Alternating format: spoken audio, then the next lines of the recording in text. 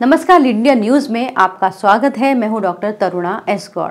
आज हर ओर पूर्व सेना प्रमुख जनरल मनोज मुकुंद नरवणे की किताब की चर्चा हो रही है। पूर्व सेना प्रमुख जनरल नरवणे ने अपनी नई किताब फॉर स्टार्स ऑफ डेस्टिनी में सरकार की सेना को लेकर बनाई गई अग्निपथ योजना को लेकर चौंकाने वाले खुलासे किए हैं।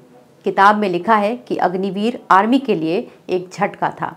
अपनी किताब में नरवणे ने बताया कि जब आर्मी में अग्निपथ योजना लाने की बात हुई तो इसके लिए कई मॉडल पर विचार हुआ था।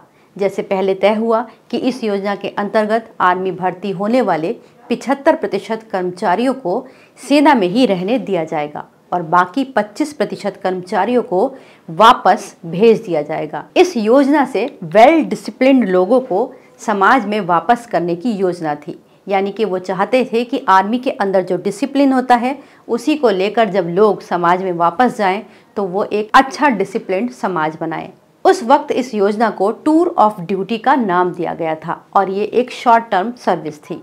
इसी को लेकर एक बैठक हुई थी, लेकिन उसके बाद कोरोना काल चालू हो गया और उसके बाद जून 2022 को केंद्र सरकार ने इस योजना को लागू कर दिया और इस योजना का नाम हुआ अग्निपथ और इसके अंतर्गत भर्ती होने वाले जवानों को अग्निवीर कहा गया। इतना ही नहीं, इस योजना की बेहतरी समझाने के लिए उस वक्त तीनों आर्मी के चीफ को आगे कर दिया गया था।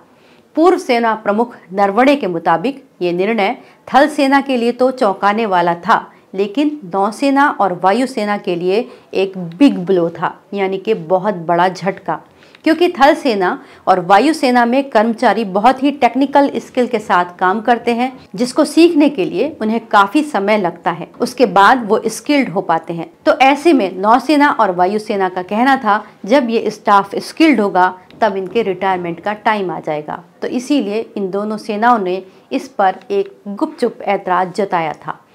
इसके अलावा अग्निवीरों की सैलरी को लेकर भी खुलासा करते हुए जनरल नरवणे ने लिखा है कि पहले एक अग्निवीर की सैलरी 20,000 रुपये डिसाइड हुई थी, लेकिन उसके बाद इन्होंने इसके ऊपर आपत्ति दर्ज की और उन्होंने कहा कि इसे स्वीकार करना असंभव है, क्योंकि एक सैनिक देश के लिए जान देता है, वो दिहाड़ी मजदूर नहीं हो सकता। तीनों सेना प्रमुखों की मजबूत सिफारिश के बाद अग्निवीरों की सैलरी 30,000 की गई।